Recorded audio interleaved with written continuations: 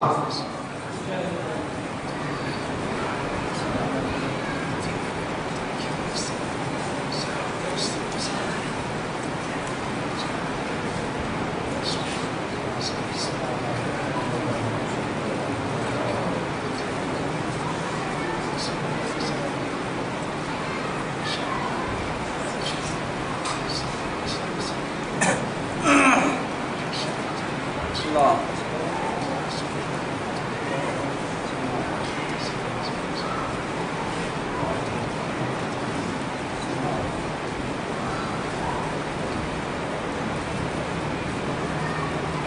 حول ولا قوة إلا بالله العلي العظيم. أعوذ بالله من الشيطان اللعين الرجيم. بسم الله الرحمن الرحيم. الحمد لله رب العالمين، والعاقبة للمتقين والنار للعاصين والملحدين، والصلاة والسلام والتحية والإكرام على نبيه الرحمة والشفيع الأمة صاحب الوقار والسكينة المدفون بأرض المدينة، العبد المؤيد والرسول الممدد، المصطفى الأمجد المحمود الأحمد، أبي القاسم محمد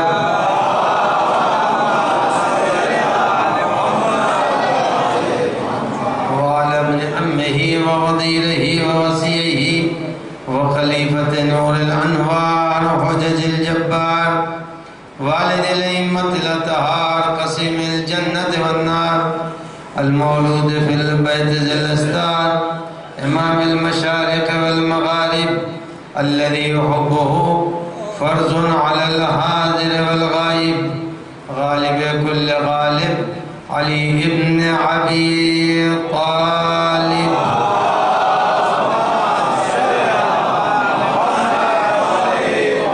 وعلى آله الطيبين الطاهرين المعصومين المنتجبين المخاطبين، لا سيما على بقية الله الأعظم حجة ابن الحسن المهدي.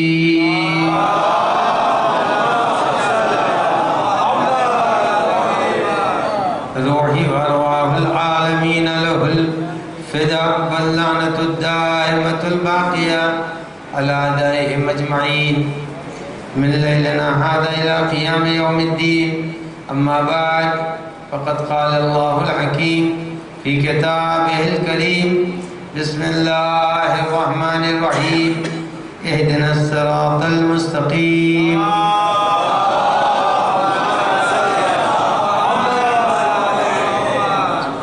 اب ازا سے گزارش ہے کہ ایک مرتبہ سورہ الحمد اور 3 مرتبہ سورہ قل هو اللہ کی تلاوت فرما کر جو بھی حضرات یہاں تشریف فرما ہیں ان سب کے ان گزشتہ مرحومین کی ارواح کو ثواب پہنچتا رہے.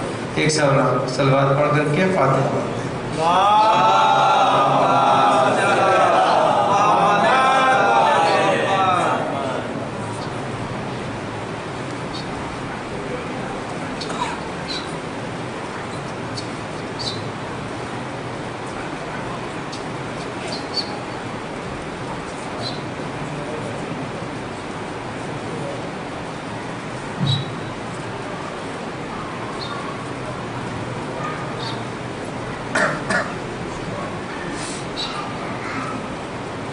صلوات پڑھتے محمد وآل محمد.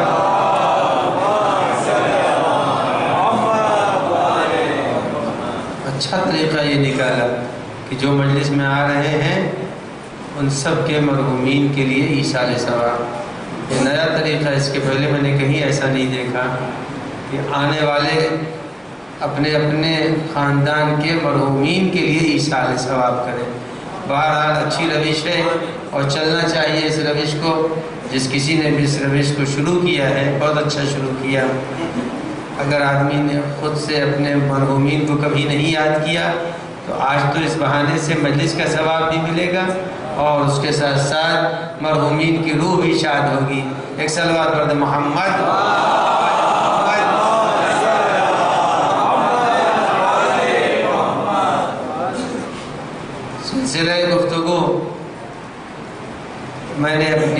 تک پہنچائی کہ ہم سے زیادہ ہمارے دشمن ہماری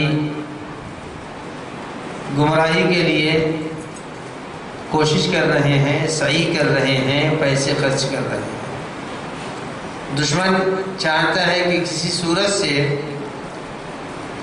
ہمارا یہ فرقہ گمراہ ہو جائے اور بنیادی جتنی بھی چیزیں ہیں سب میں خلل ڈالا جائے۔ یہ دشمن کا پورے کا پورا منصوبہ ہے، اور فقط یہ زبانی منصوبہ نہیں ہے بلکہ عملی طور سے کھربوں روپے اس کے اوپر خرچ ہو رہے ہیں کہ یہ ہمارا مذہب شیعہ اور تشیع کسی صورت سے داغدار ہو جائے۔ اور جیسا کہ گزشتہ تقریروں میں نے عرض کیا کہ 3 بنیادی چیزیں ہیں جن میں خلل ڈالنے کی کوشش کی جا رہی ہے۔ ایک ہے مرجعیت، ایک ہے عزائے امام حسین، اور دوسرا ہے قرآن مجید۔ اگر یہ 3 چیزیں ڈسٹرب ہو جائیں تو یقیناً تشیع پھر ایک خالی شیشی رہ جائے گی جس سے عطر نکل گیا۔ اگر عطر نکلنے کے بعد سے پھر اب شیشی کی کوئی اہمیت نہیں ہوتی، بس ویسے ہی ہے۔ یہ 3 چیزیں اتنی عظیم ہیں کہ اگر یہ ہمارے درمیان سے مٹ جائے تو پھر اس کے بعد شیعت کے اندر کوئی روح نہیں رہ جاتی، کوئی جان نہیں رہ جاتی ہے۔ تو اب اگر اس سے ہم وابستہ ہیں تو یقیناً ہم ہدایت یافتہ ہیں، اور اگر ان 3 چیزوں کو ہم نے چھوڑ دیا تو چھوڑنے کے معنی یہ ہے کہ پھر ہدایت کا اپوزٹ کیا ہے؟ گمراہی۔ ہدایت کا اپوزٹ ہے گمراہی۔ جب ہدایت کا اپوزٹ گمراہی ہے تو انہی 3 چیزوں سے تمسک رکھنے کا نام ہے ہدایت، اور اگر ان کو چھوڑ دیا تو اب اس کے بعد پھر آدمی کیا رہ جائے گا؟ گمراہ رہ جائے گا۔ اب یہ یاد رکھیے گا کہ اللہ نے ہدایت کے لیے اپنی ذات کو منتخب کیا ہے۔ اللہ نے اپنی ذات کو منتخب کیا کہ ہدایت کوئی اور نہیں کر سکتا، ہدایت ہم کریں گے۔ قرآن مجید کیا کہتا ہے؟ اِنَّا عَلَيْنَا لَلْهُدَى، ہدایت کی ذمہ داری میری ہے۔ جب ذمہ داری ہدایت کی اس کی ہے تو اگر کمزور واچ مین ہے تب تو چوری ہو جائے گی، لیکن اگر قوی واچ مین ہے تو پھر کبھی چوری نہیں ہو سکتی ہے۔ یہ یاد رکھیے، دنیا سمجھ رہی ہے کہ تشیع کا محافظ کمزور ہے، لیکن اللہ نے کہا اس دن کمزور ہوگا جب ہم نہ رہیں گے۔ جب تک وہ باقی ہے تشیع کا محافظ بھی باقی ہے۔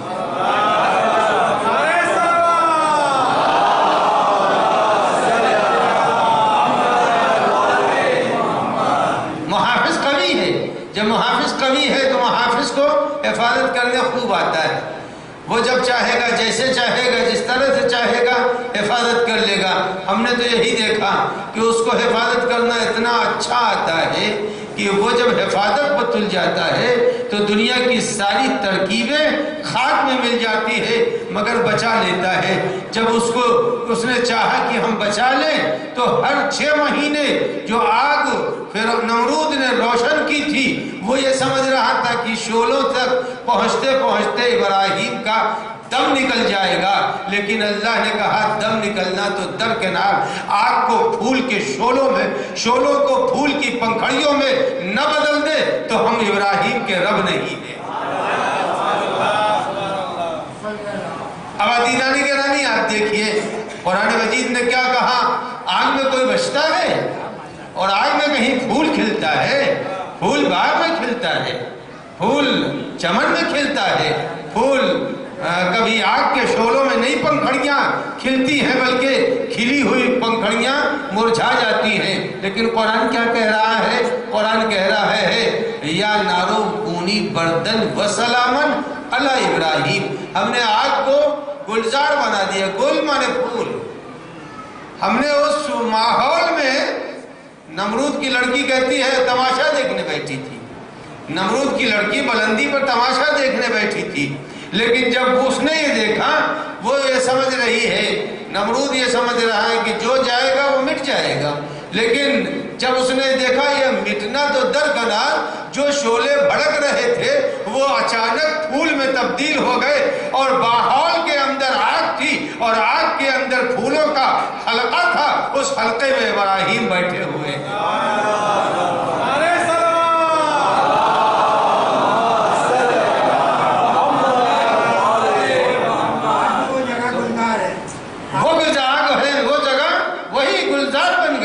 وہ آگ یعنی پروردگار عالم جب کسی کا محافظ بنتا ہے تو اس کے ہم اسباب کے پابند ہیں، وہ اسباب کا پابند نہیں ہے، ہمارے لیے سبب بنایا ہے، وہ سبب کا خالق ہے، وہ سبب کا خالق ہے، اس کو ضرورت نہیں ہے کہ وہ سبب کے، ہم کو ضرورت ہے کہ ہم سبب کے ساتھ ہم اپنی بات کو اگر اس وقت پہنچانا چاہتے ہیں، ہمیں ضرورت ہے کہ ایک مشین ہو، ایک سسٹم ہو، ایک لائٹ ہو، تب جا کے ہماری آواز پھیلے گی۔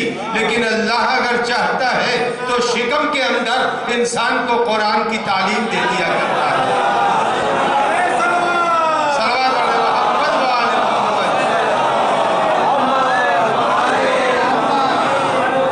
وہ جب چاہتا ہے تو شکم کے اندر کا بچہ جب وہ آیا ہے تو آنے کے بعد جب اسے دست رسول ملا تو کہا کہیے تو قرآن پڑھ دو، کہیے تو انجیل پڑھ دو، کہیے تو تورات پڑھ دو۔ کیوں؟ اس لیے کہ وہ جب دینے والا ہوتا ہے، آنے والا نوزاد ہے جو آغوش مریم میں آیا، دعویٰ کیا انی عبداللہ آتانی الکتاب وجعلنی نبیہ، اللہ نے کتاب بھی دی ہے، نبوت بھی دی ہے۔ دنیا کے بچے پیدا ہو کے جاہل ہوتے ہیں، اللہ جس کو علم دینا چاہتا ہے اسے آغوش مادر سے پہلے علم دے دیا کرتا ہے۔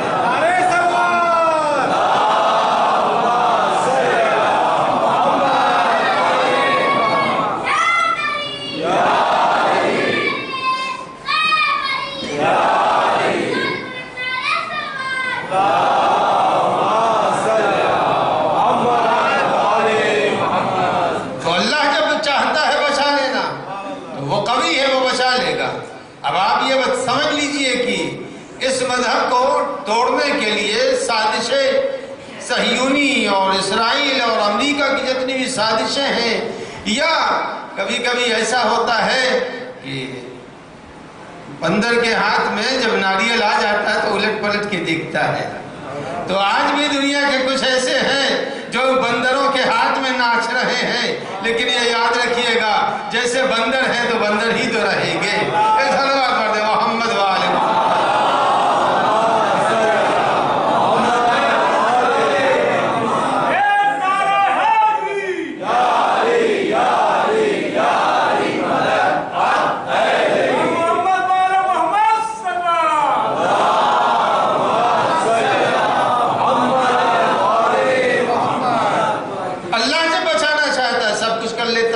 اس کو کوئی دیر نہیں لگتی ہے۔ تو یہ یاد رکھیے گا کہ تشیع بچ تو جائے گی، اس کے بچنے میں کوئی شک و شبہ نہیں ہے، لیکن کبھی کبھی آدمی ایسا ہوتا ہے کہ غلط اگر روڈ کے اوپر نکل تو گیا، جب کچھ 2 کلومیٹر 3 کلومیٹر چلا تب پتا چلا ہم غلط آ گئے ہیں۔ اب پلٹنے میں دیر تو لگے گی، 2 کلومیٹر پلٹے گا تو ضرور۔ تو بس یہ ہے، ہو سکتا ہے کہ شیعت کبھی غلط راستے پر چلی جائے، لیکن اسے چوکنا ہے اور سمجھنا ہے کہ ہم غلط ہیں، چونکہ یہ ایسی امت ہے جس کے پیچھے فاطمہ کی دعا چل رہی ہے۔ صلوات پڑھ دیں محمد وآل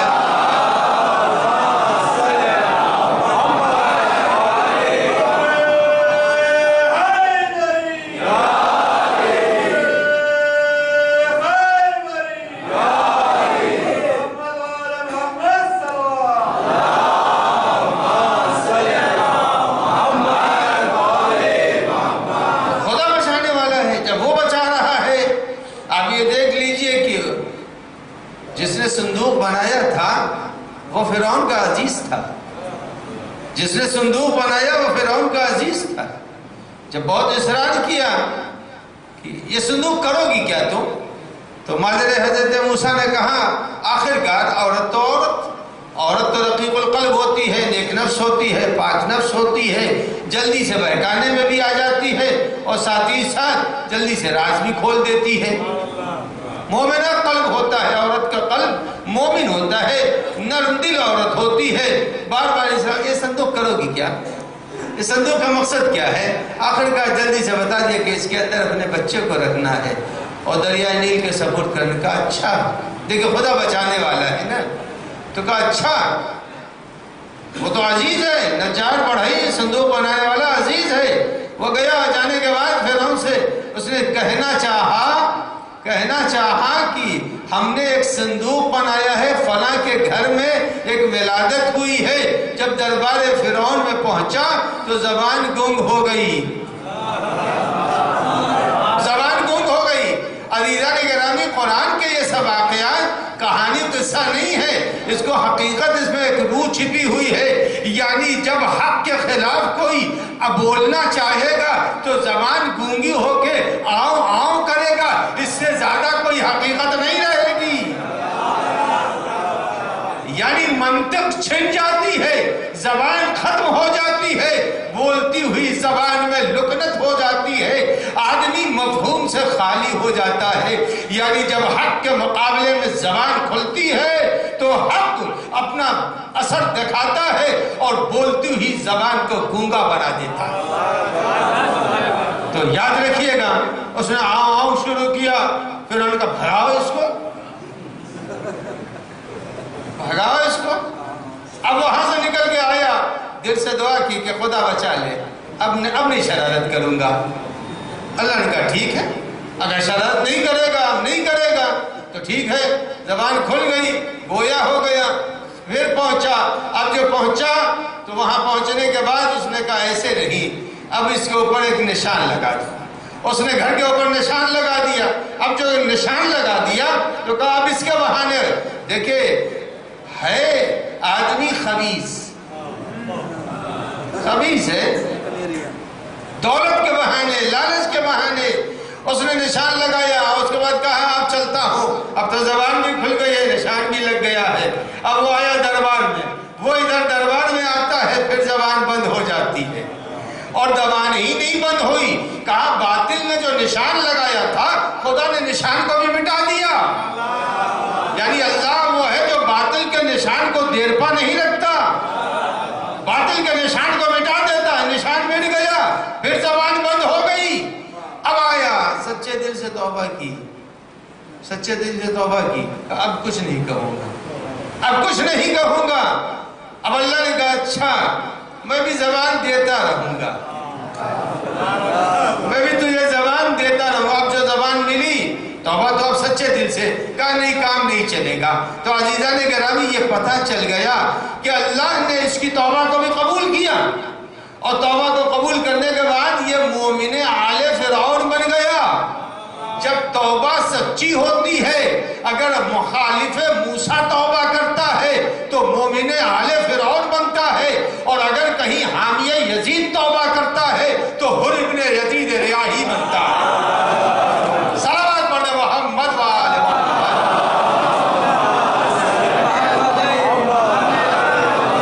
का यजीद का हामी था, यजीद की फौज का सरदार। अगर तौबा अगर सच्ची हो जाए तो हुसैन का मेहमान बन जाता है।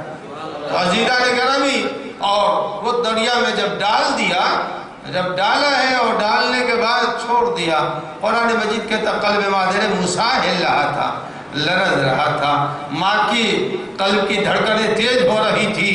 इतने में नजर पड़ गई फिरौन के उस संदूक पर जैसे ही नजर पड़ी, कहा निकाल के लाओ। कौन निकालने गया? फिरौन का चाहने वाला, यानी बनाने वाला फिरौनी, बचा के दरिया की लहरों से लाने वाला फिरौनी, गोद फिरौन की। यानी परवरदिगार आलम ने कहा जब मैं बचाना चाहूंगा तो मैं दुश्मन को मुहाफिज बना देता हूं,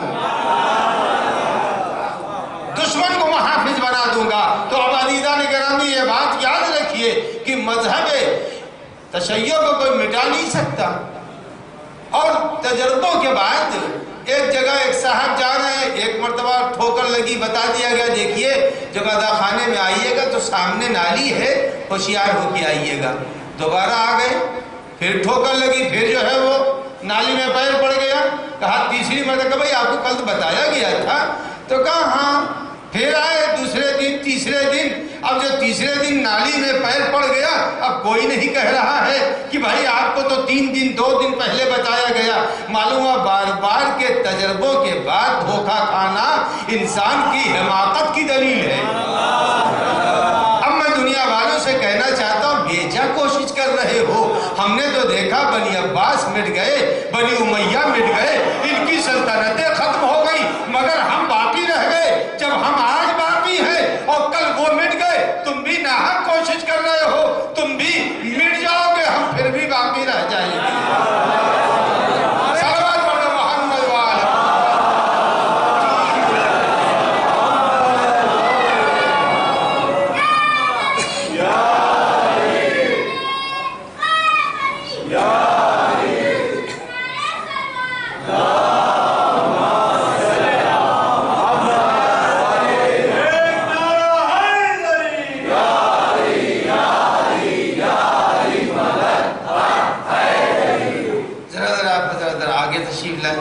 مومنین پیچھے کے لیے زحمت ہو رہی ہے، ایک سلوات پڑھنا محمد و آل محمد۔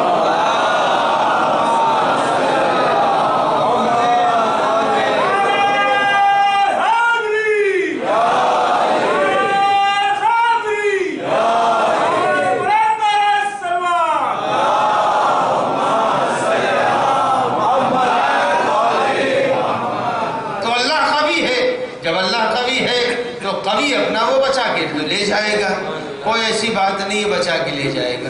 لیکن ہماری ذمہ داری ہے کہ جس چیز کو اللہ نے ہمارے لیے ذریعہ ہدایت بنایا ہے، ہم اسی ذریعے سے، اس نے کہا ان علینا الہدیٰ، ہماری ذمہ داری ہے تمہاری ہدایت کرنا، ہم ہدایت کریں گے۔ تو اب ہدایت اسی کے طرف سے ہو سکتی ہے، اگر وہاں وہ راستہ چھوڑ دیا تو ہدایت نہیں ملے گی۔ اب اللہ نے اپنی ذات کو ہادی قرار دیا ہے، اس کے 99 جو ناموں کے کیلنڈر ہے، نام تو زیادہ ہے، اس کے اندر یا ہادی ہے یا نہیں ہے، یعنی اللہ نے اپنے کو ہادی بنایا۔ جب اللہ نے اپنے کو ہادی بنا دیا تو اب ٹھیک، اس کے بعد اللہ نے فرمایا ان ھذا القرآن یہدی للتی ہی اقوم، یہ قرآن تمہاری ہدایت کرے گا۔ تو اب 2 ذریعے اس نے پہچانوا دیے، کہا میں ہدایت کروں گا، ہم نے یہ کتاب دے دی ہے، یہ ہدایت کرے گی۔ عزیزان گرامی کتاب تو دے دی اللہ نے، مگر کبھی کتاب بولتی تو ہے نہیں، کتاب بولتی نہیں ہے تو ہدایت کیسے کرے گی؟ ایک صاحب تھے، اب دیکھیے ہمیشہ بولنے والے سے کچھ الفاظ وہ ہیں جو کہ ایک کے بعد دوسرے سے، دوسرے کے بعد تیسرے سے منتقل ہوتے ہیں۔ اب ایک صاحب تھے، اب انہوں نے کتاب سے پڑھ لیا تھا، لہذا وہ تنور کو تنور تنور تنور اور وہ پڑھتے جا رہے تھے۔ معلوم ہوا اگر وہ کسی استاد سے سنا ہوتا تو تنور کہتے، لیکن تنور تنور تنور مسلسل تنور کر رہے ہیں۔ کیوں؟ اس لیے کہ بولنے والے سے نہیں لیا تھا۔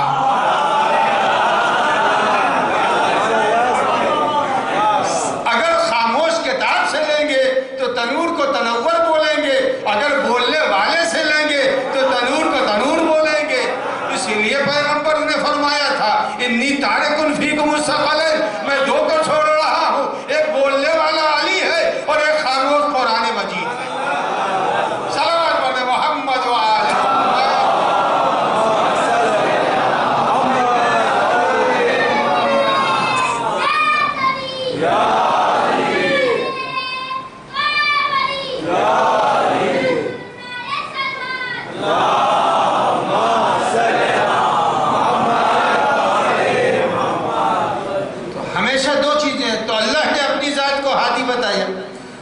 اور اس کے بعد اللہ نے فرمایا یہ ہماری کتاب بھی ہدایت، ان ھذا القرآن یہدی للتی ہی اقوم، یہ قرآن ہدایت کرے گا۔ کس کی ہدایت کرے گا؟ جو قرآن کو لے لے گا اس کی ہدایت کرے گا۔ مگر اس کے بعد پھر فرمایا پیغمبر کی ذات کو انک لتہدی من احببت، اے پیغمبر آپ ہدایت کریں گے گے انک تہدی الی صراط مستقیم، آپ صراط مستقیم کی طرف ہدایت کریں گے۔ تو اب ہادی کیا ہو گئے؟ ہادی ہوا ذات اہدیت، ہادی ہوا قرآن، ہادی ہوئی ذات پیغمبر۔ اس کے بعد فرمایا جعلناہم ائمۃ یہدون بامرنا، ہم نے ان کو امام بنایا ہے، یہ ہدایت کریں گے۔ اب ہدایت یا اللہ کرے گا، یا نبی کرے گا، یا کتاب کرے گی، یا آل محمد کریں گے۔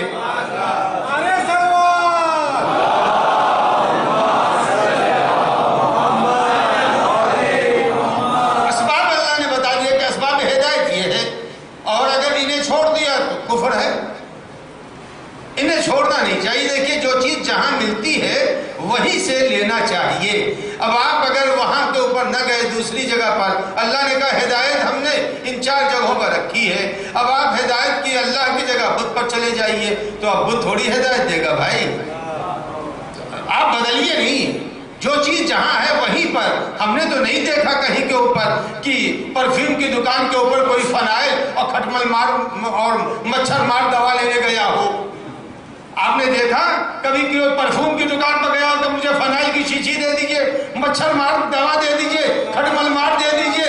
یعنی جب آپ پرفیوم کی دکان پر مچھر مار اور کھٹمل مار نہیں لے سکتے تو اہل بیت کو چھوڑ کر کے ہدایت کسی اور کے دروازے تک کیسے ملے گی؟ صلوات پڑھیں محمد وآل محمد۔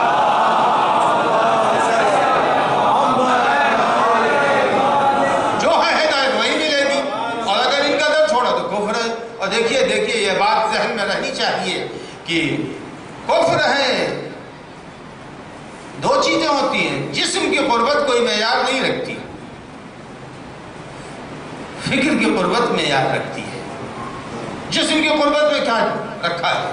فکر کی قربت۔ جسم ہو سکتا ہے کہ ایک وقت وہ آ جائے کہ جسم ساتھ نہ دے رہا ہو، اسلام کا ساتھ جسم نہ دے رہا ہو، دل دے رہا ہے۔ دل کا ساتھ دینا معیار ہے، جسم کا ساتھ دینا معیار نہیں ہے۔ ہو سکتا ہے جسم ساتھ نہ دے رہا ہو مگر دل ساتھ دے رہا ہے۔ جب دل ساتھ دے رہا ہے تو ہمیشہ قربت دل سے ہونی چاہیے، قربت جسم سے نہیں معیار ہے۔ اور دنیا اور ہم میں یہی فرق ہے، ہم نے دل کی قربت کو معیار سمجھا ہے، دنیا نے جسم کی قربت کو معیار سمجھا ہے۔ ابھی نماز ہوئی ہے، آپ حضرات نے نیت کیا کی؟ قربتاً اللہ، تو اللہ سے کون سی قربت آپ نے حاصل کر لی؟ اللہ تعالیٰ کہاں تھا جو آپ قریب ہو گئے اس کے؟ یعنی آپ نے نمازیں پڑھی ہیں مغربین کی تو اس میں قرب جسمانی نہیں اللہ کا ڈھونڈا آپ نے، بلکہ قرب قلبی تھا۔ اے پالنے والے ہم تیرے اطاعت گزار ہیں، اے پالنے والے تیری وحدت کے قائل ہیں، اے پالنے والے تیری تمام صفات کا اقرار کرتے ہیں۔ یعنی قرب جسم کا معیار نہیں ہوتا، جسم ہو سکتا ہے ایک مرتبہ ساتھ چھوڑ دے مگر عقیدہ ساتھ نہ چھوڑے، عقیدے کی قربت وہ معیار ہے۔ بات ہماری ابھی گونگی لگ رہی ہے، اب آئیے اس بات کو میں ابھی واضح کر دوں کہ ہمیشہ قربت قلب کی معیار ہوتی ہے، جسم کی قربت معیار نہیں ہوتی۔ اب آئیے میں آپ کے سامنے 2-3 مثالیں دے دوں۔ ایک آدمی ہے جو اسپتال میں ہے، رو قبلہ بھی نہیں ہے، بیڈ اس کا کسی اور طرف ہے، یا گھر میں ہے کھڑا نہیں ہو سکتا اور ناتواں ہے بالکل، لیکن جب وقت نماز آیا تو نماز پڑھ لی۔ جسم نماز کا ساتھ نہیں دے رہا، نہ اٹھ رہا، نہ رکوع کر رہا، نہ سجدے میں ہے، بیڈ کے اوپر بیمار پڑا ہوا ہے۔ وقت نماز آیا کہ مجھے نماز پڑھنی ہے، کہا آپ کے ہاتھوں میں تو تمام چیزیں لگی ہیں، آپ وضو نہیں کر سکتے ہیں۔ اس نے کہا جو بھی ہو وقت نماز ہے، نماز پڑھیں گے۔ جیسے ہی اس نے کہا اسی حالت میں اللہ اکبر، جیسے ہی اس نے کہا اللہ اکبر، یہ بتائیے نہ رو قبلہ ہے نہ وضو کیا ہے، مگر کسی فقیر نے کہا کہ یہ نماز اس کی قابل قبول نہیں ہے۔ کسی مجتہد نے نہیں کہا کہ یہ نماز قابل قبول نہیں، چونکہ جسم ساتھ دے رہا ہے نہیں، جسم نے ساتھ چھوڑ دیا، دل کا ساتھ معیار ہوتا ہے، جسم کا ساتھ معیار ہے نہیں۔ نہ روبہ قبلہ رہے، مگر یہ نماز قبول ہے اس لیے کہ دل نے اس کا قرار کیا ہے۔ تو جسم کی قربت معیار نہیں ہوتی، اگر جسم کی قربت معیار ہوتی تو یہ بتائیے بیٹا باپ کی گود میں پلتا ہے یا نہیں پلتا؟ باپ کے ساتھ پلتا ہے، باپ کے ساتھ کھا رہا ہے، باپ کے ساتھ اٹھ رہا ہے، باپ کے ساتھ زندگی گزار رہا ہے، مگر قرآن مجید کہتا ہے اگر ذہن باپ کے ذہن سے نہیں مل رہا ہے تو اسے کافر کہا جائے گا۔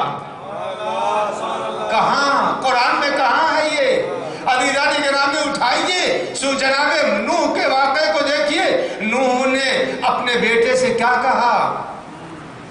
جب جناب نوح نے بلایا، بیٹے کنعان کو بلایا، اللہ نے فرمایا کہ اے نوح اب یہ سدھرنے والے لوگ نہیں ہیں، اے نوح بہت ہو گیا، اب یہ نہیں سدھریں گے۔ اور جناب نوح نے بھی اب تنگ آ گئے تھے، وہ کہا یہ پالنے والے رب لا تذر علی الارض من الکافرین دیارا، یہ پالنے والے کسی کو بچو، سب کو غرق۔ لیکن یہ نہیں معلوم کہ اللہ کرے گا کیا۔ اللہ نے دعا قبول کر لی، اللہ نے حکم دیا وَاصْنَعِ الْفُلْكَ بِأَعْيُنِنَا، سورہ ہود پڑھیے، وَاصْنَعِ الْفُلْكَ بِأَعْيُنِنَا، اے نوح کشتی میری نگرانی میں بنانا۔ بھائی لکڑی کی کشتی بنانے میں کیا ہے؟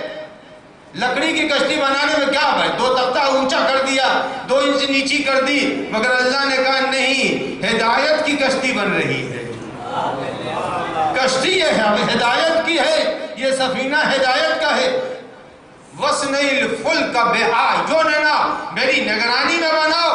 اے عزیزان گرامی، نوح ساری دنیا کے لیے نہیں تھے، ساری دنیا کے لیے نبی نہیں بنائے گئے تھے۔ قرآن مجید کہتا ہے ہم نے نوح کو اِلَىٰ قَوْمِهِ، ایک قوم میں نبی بنا کے بھیجا تھا۔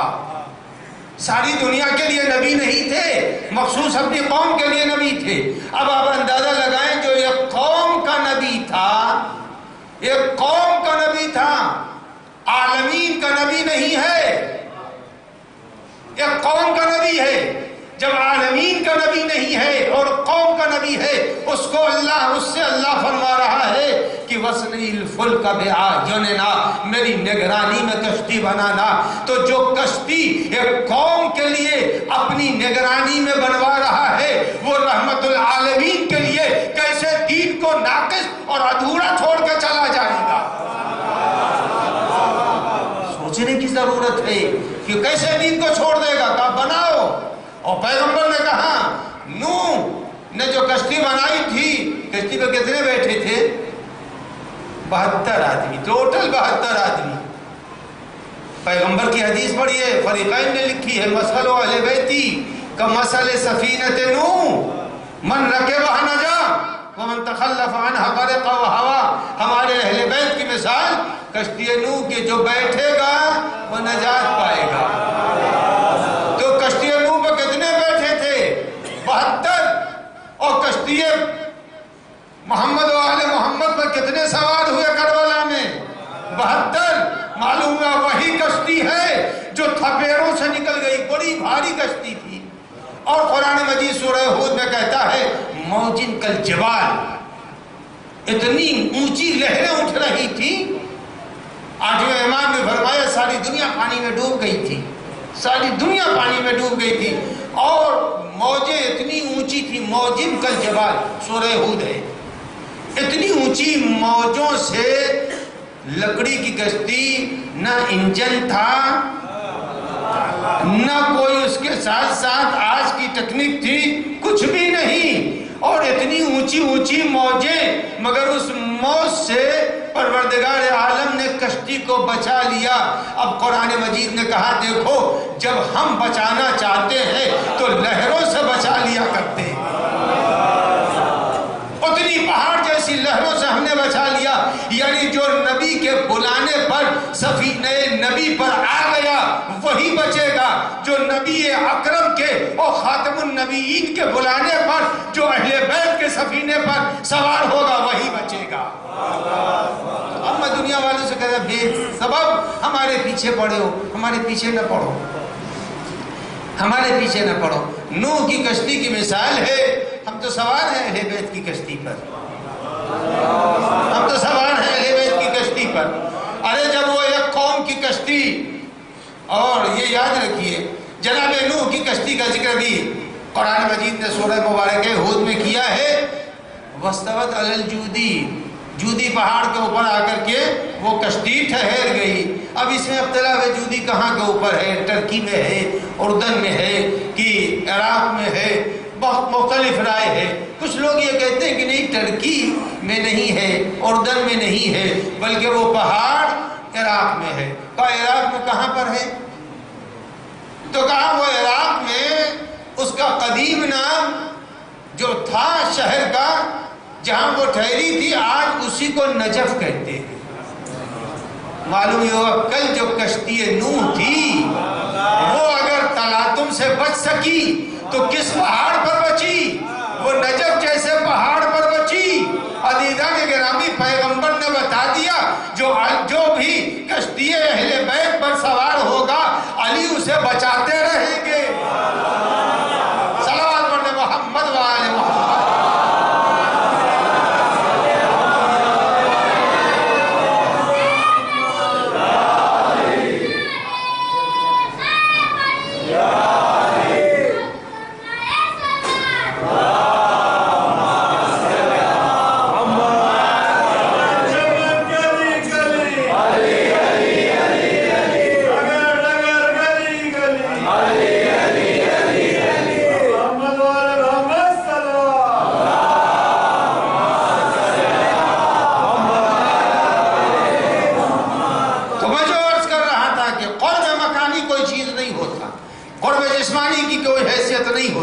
نوح کا بیٹا کس کی گود میں پل رہا تھا، کس کی گود میں پل رہا تھا.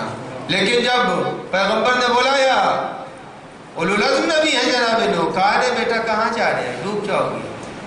تو کیا کہا کہ ارے چھوڑ دیجئے مجھے، پہاڑ بچا لے گا.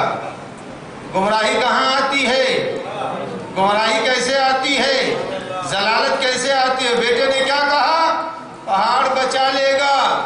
تو سورہ ہود میں ارشاد باری ہو رہا ہے لا عاصم اليوم، اے بیٹا آج کوئی چیز بچا نہیں سکتی. اے پالنے والے 5000 سال پرانا واقعہ پیغمبر کو کیوں سنا رہا ہے، کیوں سنا رہا ہے؟ پیغمبر تک تو 3500 سال گزر چکے تھے نوح کو، ہم تک پہنچتے پہنچتے یہ 5000 ہو گئے. یہ پالنے والے 3500-4000 پرانا واقعہ تو نے قرآن کی آیت بنا کے کیوں سنایا؟ اللہ جواب دے گا دیکھو جو بھی نبوت کا ساتھ چھوڑتا ہے پہاڑ پر جا کے پناہ لیتا ہے. لا عاصم اليوم، آج کوئی چیز نہیں بچائے گی، کوئی چیز نہیں بچا سکتی ہے. نتیجہ کیا ہوا؟ پانی کو اتنا اونچا تھوڑی ہونا تھا بھائی، پانی اتنا اونچا ہوتا ہی نہیں، چونکہ ظالم وہاں بیٹھا ہوا تھا تو پانی نے ظالم کو پکڑنے کے لیے بلندی اختیار کی. تو پروردگار عالم نے بیان کر دیا کہ دیکھو ظالم چاہے پہاڑ کی چوٹی پر کیوں نہ بیٹھے، ہم اسے پکڑ لیں گے. تو عزیزو یہ بات ذہن میں رہنی چاہیے. آغوش کا پلا تھا، بیٹا قریب تھا تو قرب جسمانی سے کچھ نہیں ہوتا. آپ کے اذہان پہنچ گئے، قرب جسمانی سے کچھ نہیں ہوتا. جسم کا قریب ہونا نہیں بلکہ جسم بھی قریب ہو، ذہن بھی قریب ہو، تب کہیں ثواب دارین ملتا ہے. اس وقت ہمارا عقیدہ، آپ کا عقیدہ بھی قریب ہے اور آپ کا جسم اور ہمارا جسم بھی قریب ہے، تب مجلس بنتی ہے ثواب.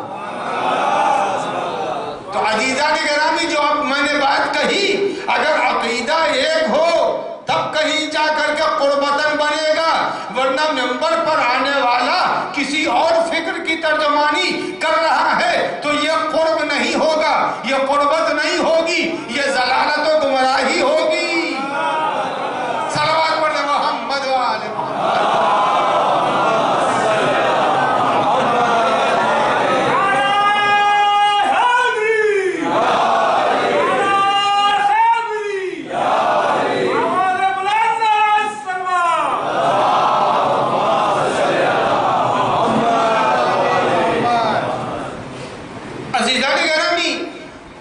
قربت اگر اللہ سے ہے قربت اگر رسول اللہ سے ہے، قربت اگر قرآن سے ہے، قربت اگر کہیں اہل بیت سے ہے، تب جا کر کے ہدایت ملے، ورنہ ضلالت ہے۔ قرآن مجید نے فرما دیا کہ گود میں نوح کے پلا تھا، جسمانی قربت تو تھی مگر فکر نبوت کا حامی نہیں تھا۔ اگر فکر نبوت کا حامی ہے تب جا کر کے کہیں انسان ہدایت یافتہ ہے، ورنہ گمراہ ہے۔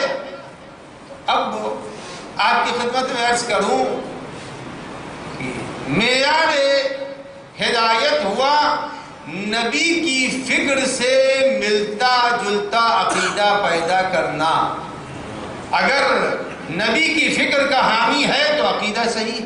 اب آپ سورہ مبارکہ تحریم اٹھا کے دیکھ لیجئے، میں صرف حوالے دے رہا ہوں قرآن مجید کے، سورہ تحریم میں ہے، سورہ مبارکہ تحریم میں کہ پیغمبر اکرم صلی اللہ علیہ وآلہ وسلم سے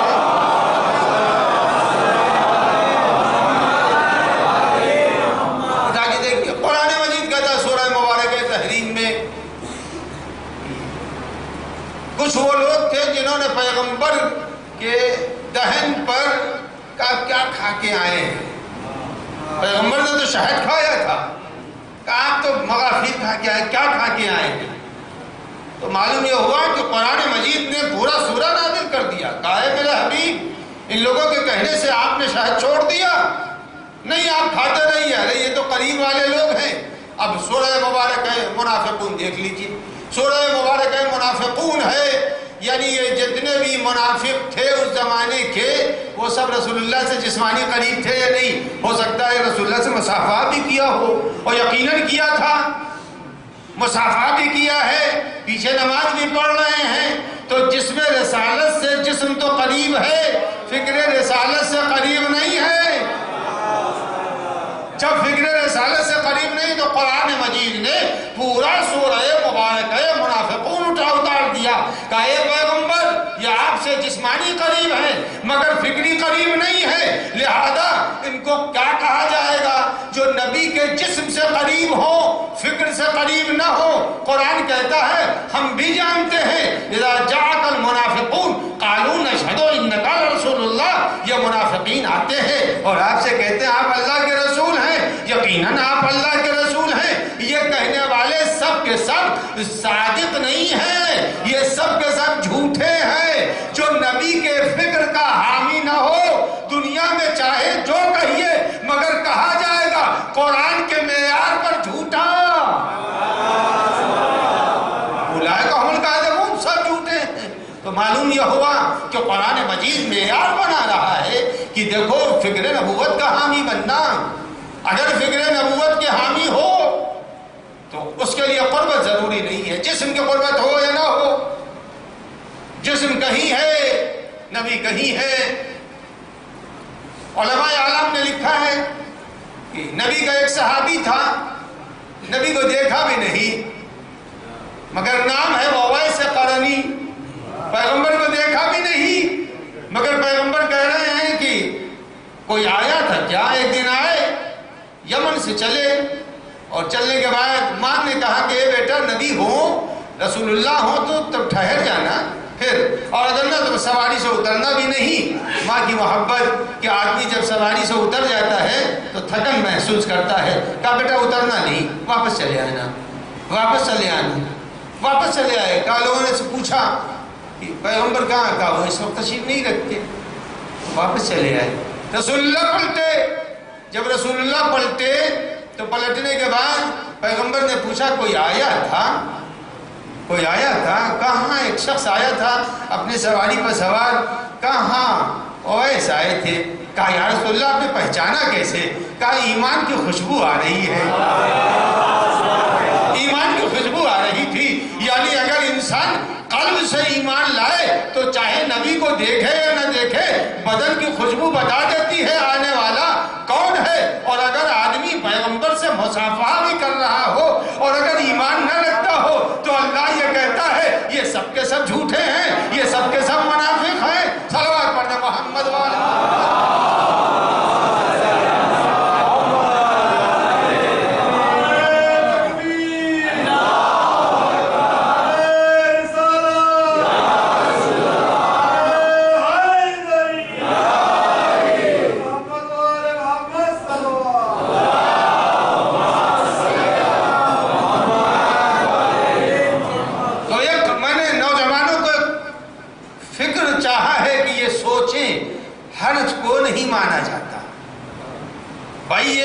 پیغمبر کی بزم تھی، اس میں ایک پورا سورہ اگر حدیث ہوتی تو کہنے کے لیے تھا یہ حدیث یہ وہ چوچا، مگر قرآن ہے، قرآن کہہ رہا ہے اس میں چوچا نہیں چلے گا، اس میں ماننا پڑے گا کہ کچھ تھے منافق، کچھ تھے منافق، جب منافق تھے تو ہم منافق کو کیسے مان لیں گے؟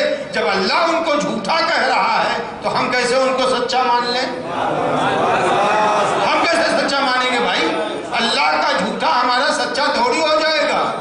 ہاں ہم اسے تو مان لیں گے جس کو اللہ نے سچا کہا ہے، اگر اللہ نے سچا کہا ہے تو ہم نے بھی سچا مانا نہ۔ ہم نبی تو قرب مکانی معیار نہیں ہوتا، قرب جسمانی معیار نہیں ہوتا، ہم اللہ سے قریب ہیں، دل کے اعتبار سے قریب ہیں، اللہ کے وحدانیت کا اقرار کریں لہذا قریب ہے۔ مشرک دور ہے، کافر دور ہے۔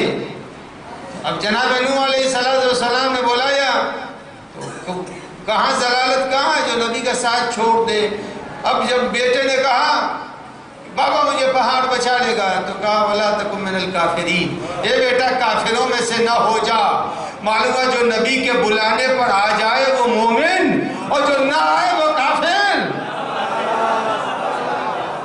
صلوات پڑھیں محمد وآل محمد۔ اب قرآن کی آیتوں کو دیکھیے، ہر زمانے میں یہ معیار ہے، قرآن ترازو ہے، اس کے اوپر یہ نہیں ہے سونا پرکھنے کی جو کسوٹی ہوتی ہے اس سے یہ تھوڑی ہے اگر سونا بمبئی سے آ رہا ہے تو بھوپال کی کسوٹی پر نہیں کسا جائے گا، اگر دلی سے آ رہا ہے تو وہ بھوپال کی کسوٹی پر نہیں کسا جائے گا۔ نہیں، سونا سونا ہے، چاہے کہیں سے بھی آ رہا ہو، کسوٹی پہ بن گئی ہے تو اس کے اوپر پرکھا جائے گا یہ کھرا ہے یا کھوٹا ہے۔ عزیزان کہتے کیسے ممکن ہے؟ ممکن ہی نہیں ہے کہ آدمی سب ایک جیسے، پیغمبر بیان کر کے چلے گئے، کہا جب آدمی رسالت سے ہم آہنگ ہوتا ہے، فکر ایک ہوتی ہے، نبی کی فکر ایک ہوتی ہے۔ یہ آپ نے حدیث سنی ہے کہ سلمان و منا اہل البیت، سلمان ہم اہل بیت کے صفات کا حامل ہے، سلمان ہم اہل بیت کی صفات کا حامل ہے۔ کیوں کہا؟ جب جنگ خندق کھودی جا رہی، جنگ خندق میں خندق کھودی جا رہی تھی تو جناب سلمان سب سے زیادہ کام، دو ٹیم بن گئی تھی، کہا بھائی اس والے حصے کو یہ ٹیم کھودے گی، اس والے حصے کو یہ ٹیم کھودے گی، اور نہیں دیکھتے جب ماتم ہوتا ہے تو دو گروپ بن جاتے ہیں، اب وہ ماتم ہو رہا کچھ آگے بڑھ رہا ہے، یہ گروپ وہ گروپ، کا دو گروپ بن گئے تھے خندق کھودنے میں۔ تو جناب سلمان زیادہ مٹی نکال رہے تھے تو اصحاب نے کہا ارے سلمان ادھر آؤ ادھر آؤ ادھر آؤ۔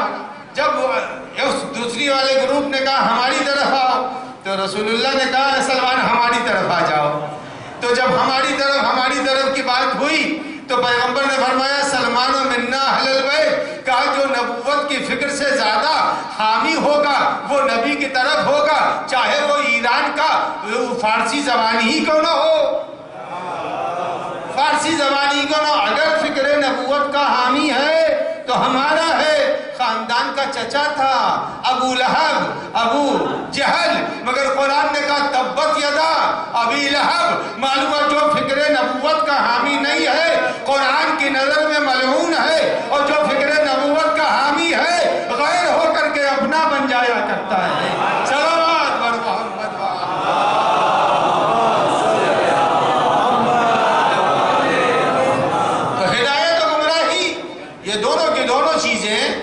یاد رکھیے گا۔ گمراہ اسی وقت ہوگا جب آدمی اسباب ہدایت چھوڑ دے، سامان ہدایت کو چھوڑ دے۔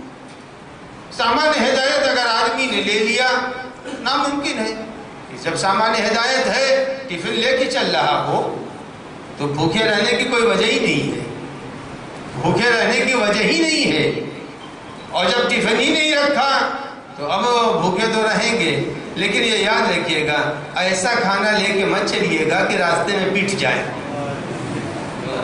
ایسا کھانا لے کے کباب لے کے مت چلے جائیے گا ورنہ پٹ جائیے گا۔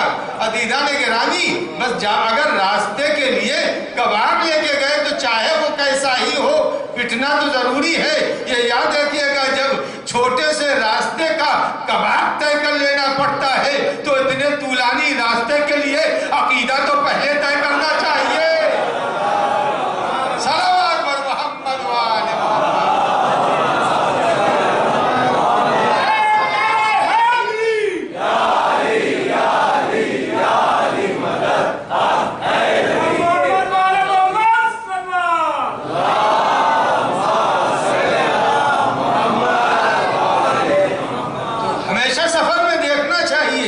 کون سی چیز لے کے جا رہے ہیں؟ سفر اللہ جب ہو رہا ہے انا للہ و انا الیہ راجعون، جب اللہ کا یہ سفر ہے تو یہ دیکھنا چاہیے اس سفر کے اندر ہم کیا لے کے جا رہے ہیں. ایسا نہیں ہونا چاہیے، ہمیشہ نبوت سے قریب ہونا چاہیے. اگر نبوت سے ذرا سا بھی دور ہوا، اگر خراب بھی چیز ہے، نبوت سے گندا پانی تھا، کیڑے پڑے ہوئے تھے گلاس میں، لیکن اسے سمندر میں ڈال دیا.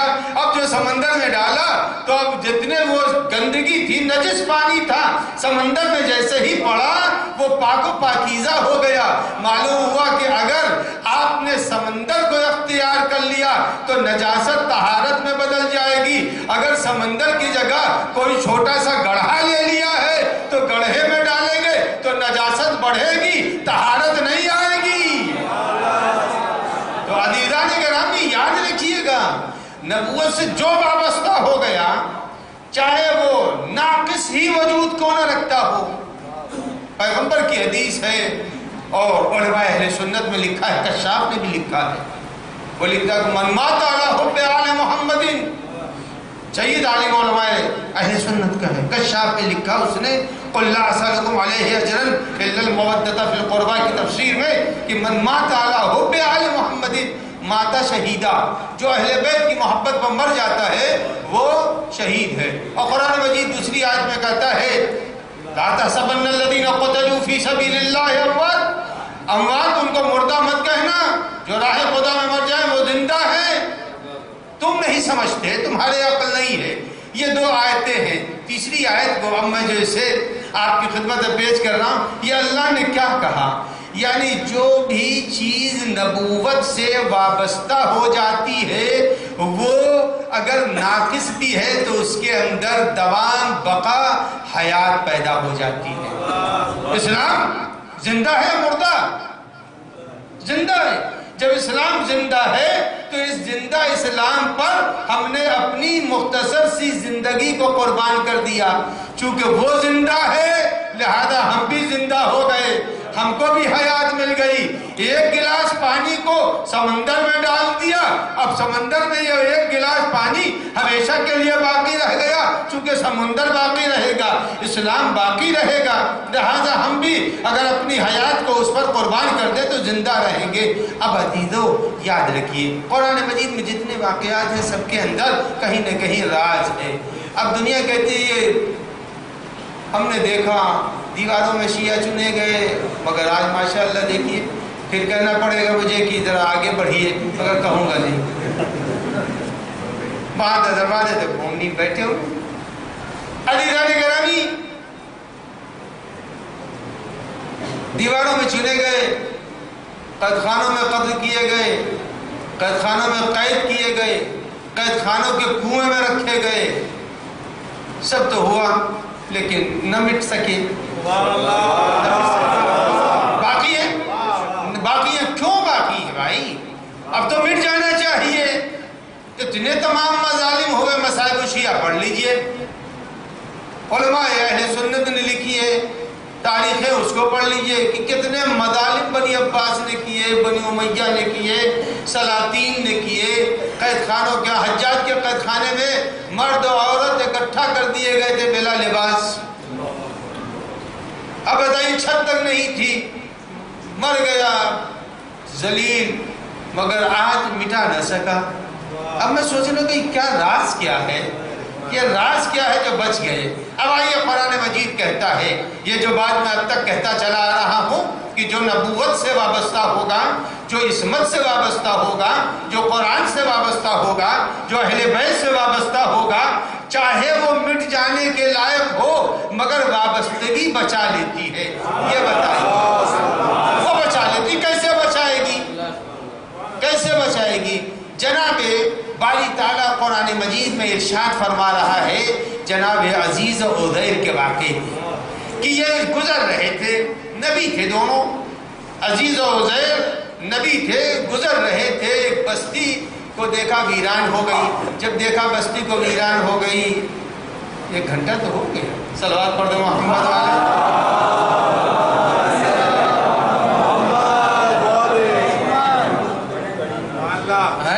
ایک گھنٹے سے زیادہ ہو گیا، دیکھیے کہ 1 گھنٹے سے زیادہ ہو گیا، صلوات پڑھ دے محمد والے محمد۔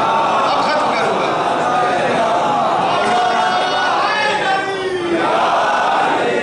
بس اسی کو سنیے، اس کے بعد مجلس کو ختم کروں۔ تو قرآن مجید کہتا ہے کہ عزیز و عزیر دونوں بھائی تھے اور جا رہے تھے، بستی سے گزرے تو بستی پر طاعون آیا یا بلا آئی یا عذاب الہی آئی، سب مر گئے۔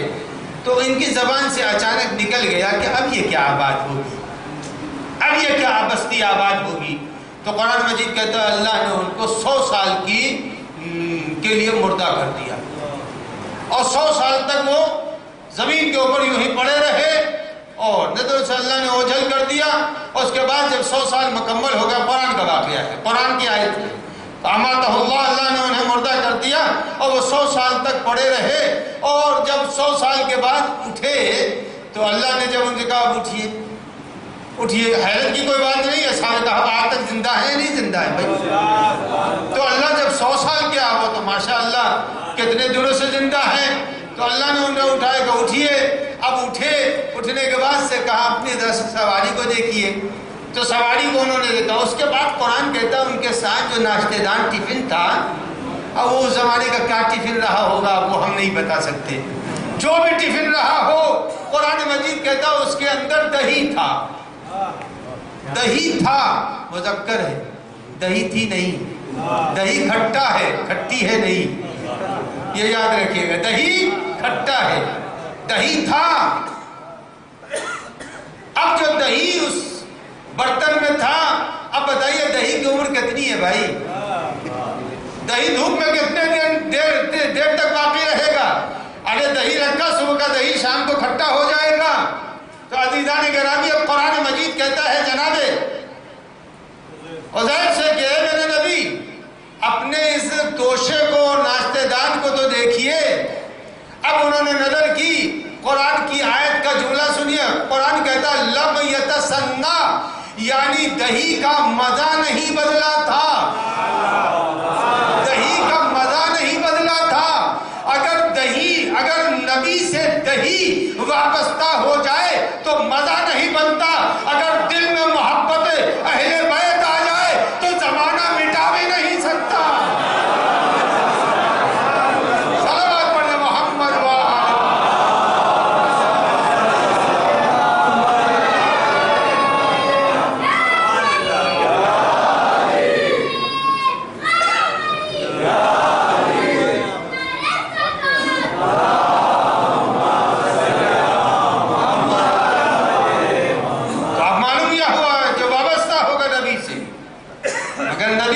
دہی کس لیے ہوتا ہے؟ پھینکنے کے لیے، کھانے کے لیے؟ کس لیے ہوتا ہے؟ سبھی کہ میں کھانے کے لیے لیا تھا۔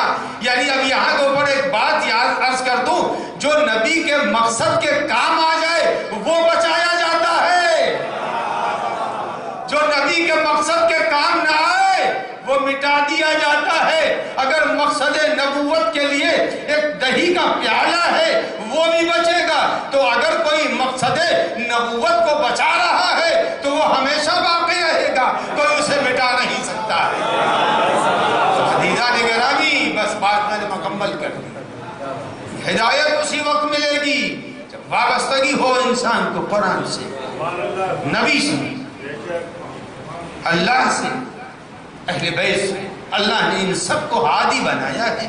جب ان سب کو ہادی بنایا ہے تو انہی کے زندگی، انہی کے قدموں پر زندگی گزارنے والے زندہ ہیں۔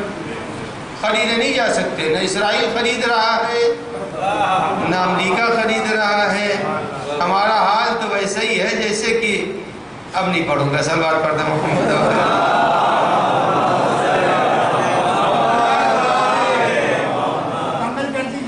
نہ اب جانے دیجیے، صلوات پڑھتا محمد والے۔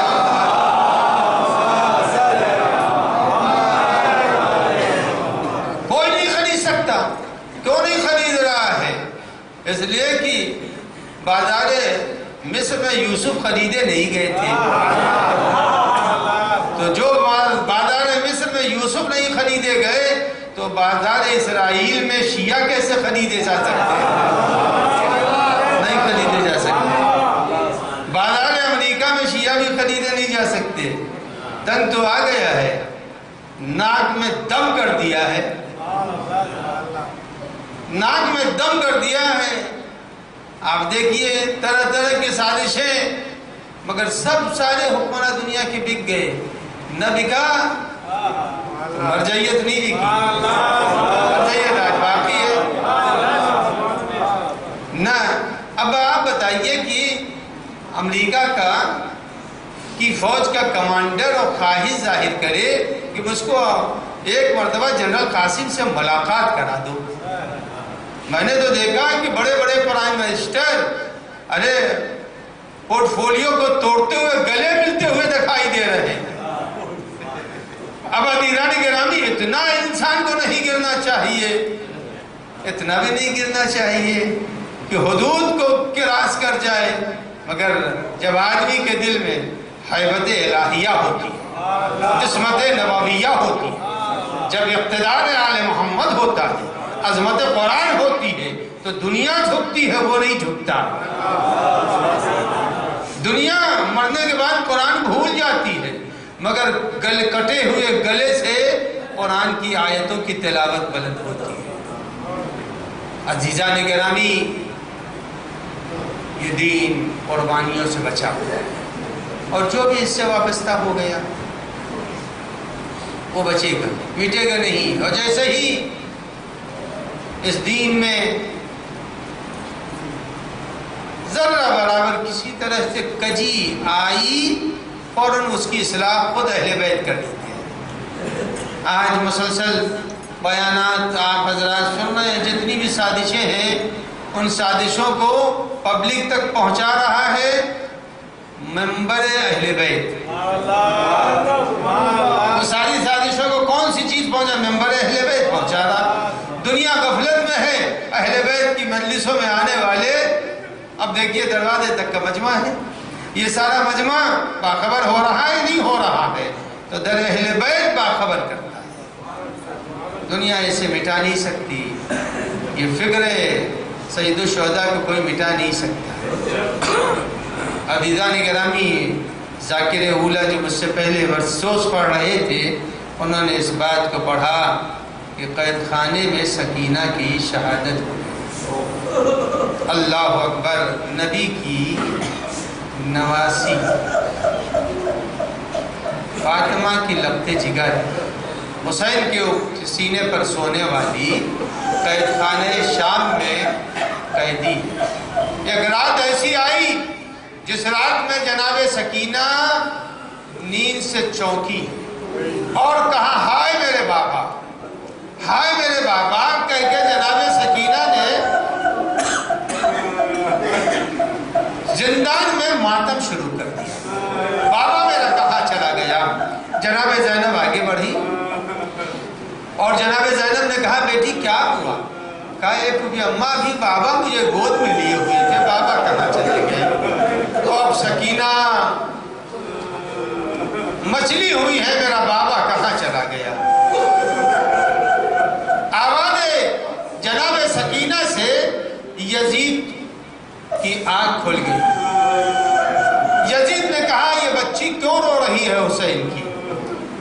جا کے پتہ لگاؤ یہ بچی رو کیوں رہی ہے۔ تو کسی نے جا کے جب پوچھا تو پتہ چلا سید سجاد علیہ السلام نے فرمایا یہ بچی باپ کو خواب میں دیکھ چکی ہے، آج مچھلی ہوئی ہے۔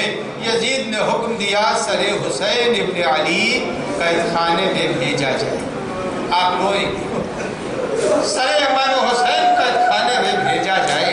عزیزان گرامی، جس وقت سر سید الشہداء آیا ہے اور قید خانے کا دروازہ کھلا، جناب سکینہ کی گود میں سر کو رکھ دیا گیا۔ ارے بیٹی نے باپ کا کٹا ہوا سر دیکھا، دنیا میں جتنے بھی ظالم ہیں خدا انہیں مٹا دے۔ عزیزان گرامی کو یہ منظر نہ دیکھنے پائے۔ جیسے ہی بیٹی نے باپ کا سر دیکھا، لبوں پر لب رکھا اور کہا بابا مجھے تماچے مارے گئے، اے بابا ارے میرے گوشوارے چھینے گئے ہیں، اے بابا ارے میری چادر چھینی گئی ہے۔ جناب سکینہ نے بابا سے اپنے مسائل بیان کیے، کہا بابا ارے آپ کے بعد جانوروں کو پانی پلایا گیا مگر مجھے پانی نہیں دیا گیا۔ ارے سکینہ باپ سے یہ کہتے کہتے چپ ہو گئی۔ جب جناب سکینہ چپ ہو گئی تو جناب رباب نے جناب زینب سے کہا، اے بہن ارے بچی کو غش آ گیا ہے۔ ارے جناب رباب نے جب کہا غش آ گیا ہے، زینب کبریٰ آگے بڑھی۔ اب جو آگے بڑھی تو ہلایا سکینہ، اے بیٹی سکینہ، اب جو بازو کو ہلایا قید خانے میں کوہرام مچ گیا۔ ارے نبی کی نواسی حسین کی لخت جگر سکینہ، ارے وہ اپنے بابا سے جا ملی۔ ارے کوہرام مچا، واہ غربتا، واہ حسینہ، واہ سکینہ، اے عالم الذین ظلموا وای منقلب ینقلبون، لعنت اللہ علی القوم الظالمین۔ یا اللہ یا اللہ یا اللہ یا اللہ یا اللہ یا اللہ، الہی قلب امام کو راضی و خوشنود فرما، ظہور امام میں تعجیل فرما، دشمنان اسلام کو ذلیل و رسوا فرما، یہود و نصارہ کا خاتمہ فرما۔ یہ الہی بحق محمد و آل محمد مراجع دام مدارات مقدسہ کی حفاظت فرما۔ والے والے واسطہ ہے جو بے اولاد انہیں صاحب اولاد فرما، جو صاحب اولاد ان کے اولاد کو مومنین و مخلصین میں قرار فرما۔